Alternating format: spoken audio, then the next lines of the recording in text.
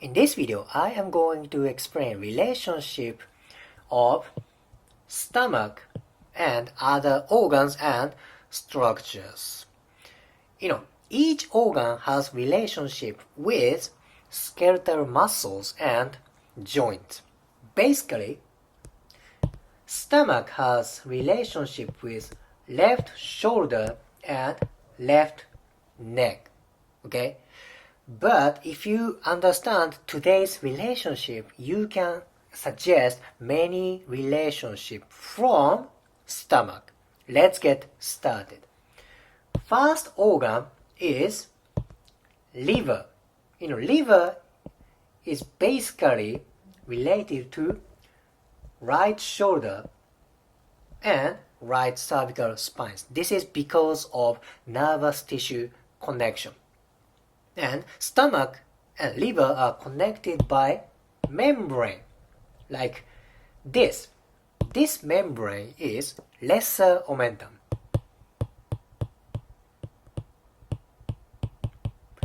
Lesser omentum. This membrane connects stomach and liver. Again, stomach is basically connected to left shoulder and left cervical spines.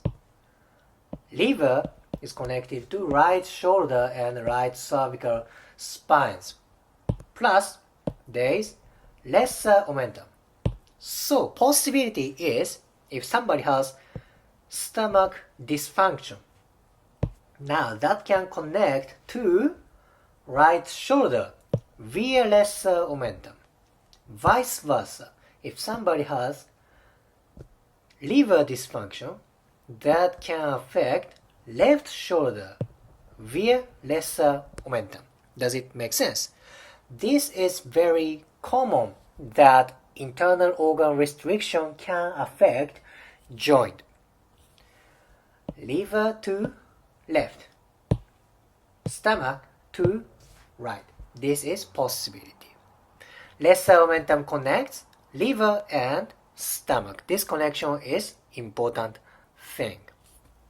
Next one is connection with diaphragm. Imagine this blue line represents diaphragm.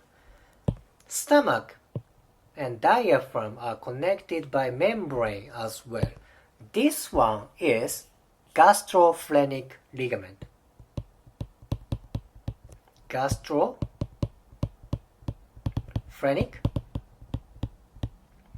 ligament. Literally, this ligament connects stomach and diaphragm. What happens if stomach gets tight? This ligament can be tight as well. What happens to diaphragm? Now, your breathing system can be decreased, right? Because of restriction here. There's tension that can diminish ability of breathing, correct? And diaphragm is part of thorax, okay, part of rib cage. Thus, tightness of this connective tissue can decrease mobility and stability of rib cage. Okay, does it make sense? Again, diaphragm is part of rib cage and thorax. Stomach and diaphragm are connected by gastrophrenic ligament. Tightness of this place can decrease movement and stability of thorax. This is also important structure. Gastrophrenic ligament. Next relationship is this one. This is spleen. Stomach and spleen are connected by gastrosplenic ligament. Gastrosplenic ligament. It's kind of hard to see their relationship in this picture. I will show you more detail later. Anyway, stomach and spleen are connected by gastrosplenic ligament. Spleen is located on left side of ribcage and slightly on midline and a little bit posterior part. Left side, mid part, and slightly posterior part of rib cage. Okay, spleen has relationship with diaphragm and rib cage. What happens if gastrosplenic ligament gets tight? That can affect rib cage and diaphragm. That can diminish movement of rib cage. That means it can decrease breathing plus thoracic movement. Gastrosplenic ligament that connects stomach and spleen. Next one is relationship with large intestine, particularly around transverse colon and a little bit about splenic flexure or left flexure. Flexure means curvature of large intestine, particularly on left side. This yellowish tissue is the connective tissue. This is greater omentum.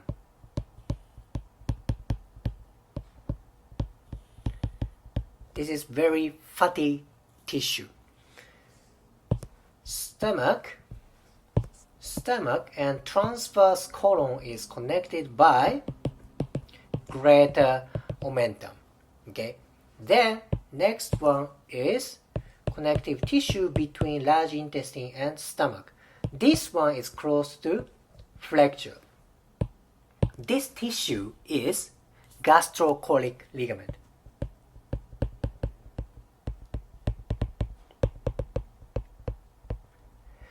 Okay, gastrocolic ligament.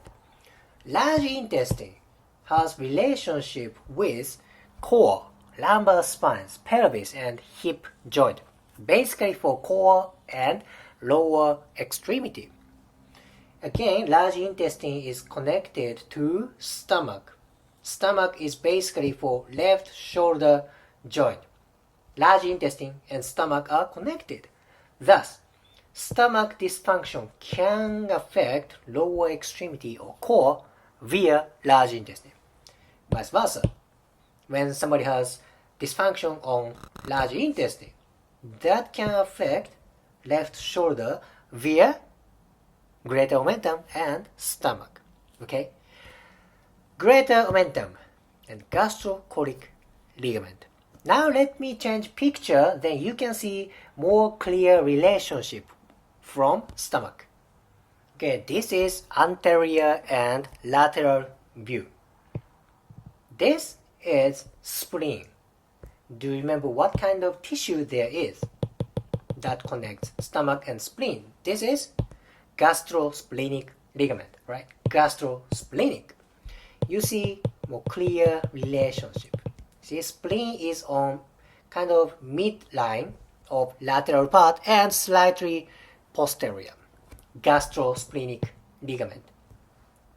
And there is lesser omentum between liver and stomach. You didn't see clear relationship on the previous picture because liver covers part of stomach and lesser omentum is located at deep part of liver.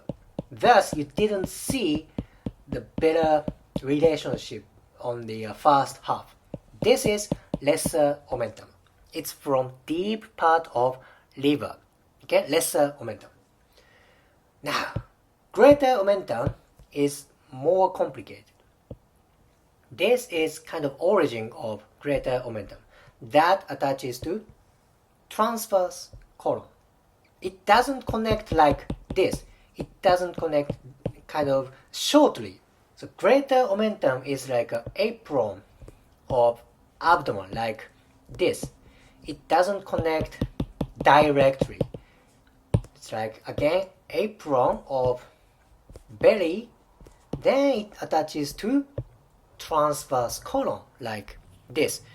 Again, large intestine is mainly for a core and pelvis and lower extremity. So you can suggest disability from large intestine to left shoulder, vice versa, stomach to lower extremity. You can say for any other place.